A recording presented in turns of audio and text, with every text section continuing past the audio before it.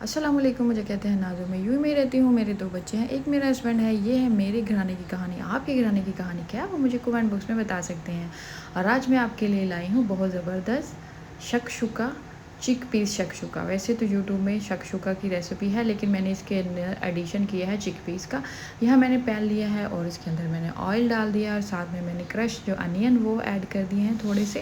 और लहसुन मेरे पास नहीं था, वरना मैं हमेशा अपनी जो है सालन में लहसुन का इस्तेमाल ज़रूर करती हूँ और मैं इसकी रीज़न भी कई दफ़ा बता चुकी हूँ।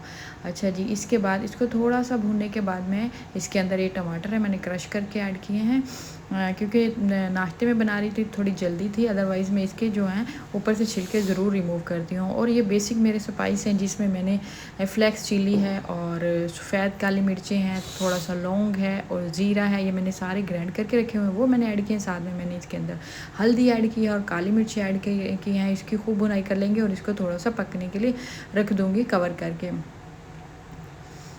अभी मैंने इसको कवर करके रख दिया पकने के लिए। अभी ये पक चुका है तकरीबन, और इसके अंदर थोड़ा सा मैं पानी ऐड करूँगी और चिकपीस ऐड कर दूँगी। ये मैंने सॉल्ट नहीं ऐड किया था, वो इसके अंदर ऐड किया है। अभी मैंने चिकपीस ये बॉईल करके रखे हुए थे, वो मैंने इसके अंदर ऐड कर दिए हैं और इनकी थोड़ी सी भुनाई करने के बाद मैं इसके अंदर पानी ऐड करके कवर कर दूँगी। मैंने इसको अभी पानी ऐड कर दिया है और इसको कवर कर दिया है ताकि ये थोड़ा पक जाए। अभी जब ये रेडी हो चुका है तो इसके अंदर 1 बाय 1 करके मैं अंडे क्रैक करके डाल दूँगी। अब चाहें तो जितने मर्ज़ी अंडे डाल सकते हैं, लेकिन मैं इसके अंदर 5 या 6 अंडे डालूँगी। अच्छा जी, अभी मैं इसको कवर कर दूँगी ताकि ये रेडी हो जाए।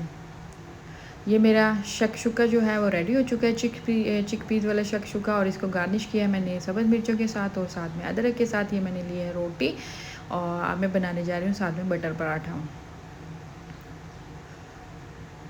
Secure butter paratha. अच्छा जी, मैंने एक बना लिया है, अभी दूसरा है, इसको भी बना के रख देती हूँ इसका।